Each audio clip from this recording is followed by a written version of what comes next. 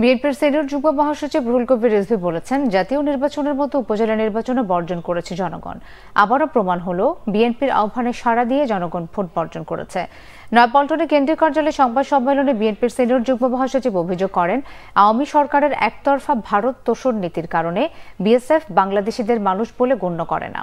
পঞ্চগড়ের তেঁতুলিয়া সীমান্তে বিএসএফ এর গুলিতে 2 নিরীহ বাংলাদেশি হত্যার সমালোচনা করে তিনি বলেন, ভারত যেন এখন সরাসরি রক্তাক্ত আগ্রাসন চালাচ্ছে বাংলাদেশে। নতজান পররাষ্ট্রনীতির কারণে প্রতিবাদ জানাতেও পারছে না সরকার।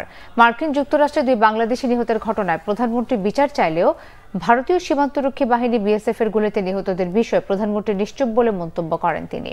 রিজভী বলেন, উপজেলা নির্বাচনের ভোট কেন্দ্র ভোটার শূন্য।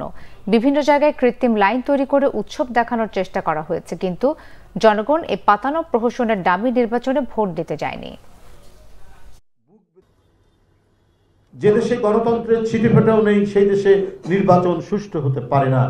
আওয়ামী প্রতারণার ফাঁদে পা না দিয়ে দেশের ভোটারগণ সর্বান্তকরণে উপজেলা নির্বাচন প্রত্যাখ্যান করছে এবং আরো যে 3 দফা পরবর্তীতে আছে, সেই 3 দফা নির্বাচনে জনগণ ভোটাররা কেউ যাবে না।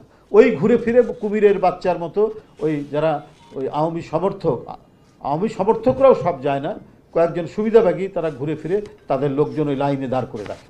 বাংলাদেশের মানুষের জীবন আজকে নিরাপত্তাহীন। সীমান্ত এলাকায় যারা বাস করে, মানুষের জীবন এই সরকারের কাছে এটা কোনো বিষয় নাই, কোনো মূল্য নাই।